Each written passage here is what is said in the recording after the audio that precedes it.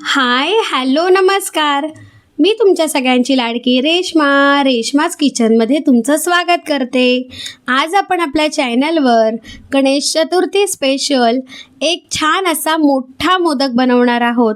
हा मी रवा आणि गूळ आणि खोबरं याच्यापासून बनवलेला आहे. हा मोदक तुम्ही 8 ते 10 दिवस विदाऊट फ्रीज स्टोअर करू शकता. अजिबात तो खराब होणार नाही याची गॅरंटी माझी. आता बघा मी ही रेसिपी कशी बनवली आहे. कढईमध्ये एक मोठा चमचा भरून तूप घालून घ्यायचं आहे. मग तुपामध्ये डिंक घालून घ्यायचा आहे आणि डिंक फुलेल तोपर्यंत परतून घ्यायचा आहे. डिंक छान फुलला की आपण तो एका प्लेटमध्ये काढून घेणार आहोत आणि मग त्याच्यामध्ये रवा घालून चांगला 10 ते 15 मिनटं बारीक फ्लेमवर परतून घेणार आहोत. रवा परतत असताना गॅसची फ्लेम बिलकुल वाढवायची नाही आहे. मंद आचेवरच रवा छान खरपूस असा छान सुवास सुटेल घरात इथपर्यंत परतून घ्यायचा आहे.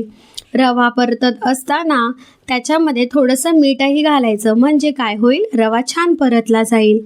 त्याचबरोबर आता रवा 10 मिनटानंतर परतून झाल्यावर मी त्याच्यामध्ये बारीक चॉप केलेले ड्रायफ्रूट्स आणि 1 कप डेसिकेटेड कोकोनट घातलेला आहे.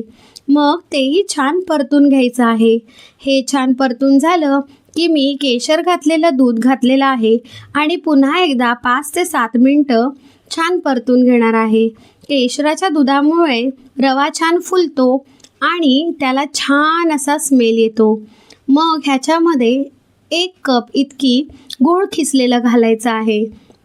ज्या वाटीमध्ये तुम्ही म्हणजे ज्या कपाने तुम्ही रवा घ्याल त्याच कपाने आपल्याला गूळसुद्धा घ्यायचा आहे, म्हणजे समप्रमाणात घ्यायचा आहे, म्हणजे हा मोदक एकदम परफेक्ट बनतो.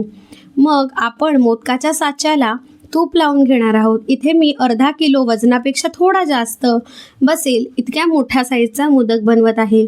मग साच्याला तूप आणि ड्रायफ्रूट्स लावून घेतले, गुलाबाच्या पाकळ्या लावून घेतल्या आणि मग हे सारण मी दाखवते त्याप्रमाणे भरून घेतलं.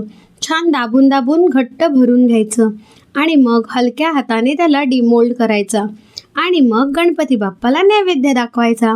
तुम्हाला ही रेसिपी कशी वाटली ती नक्की कमेंट करून सांगा. रेश्माज होम किचन या यूट्यूब चॅनलला नक्की सबस्क्राईब करा, लाईक करा, शेअर करा, कमेंट करा आणि माझ्या व्हिडिओ पाहत राहा. Thank you so much. आता पुन्हा भेटू एका नवीन व्हिडिओसोबत.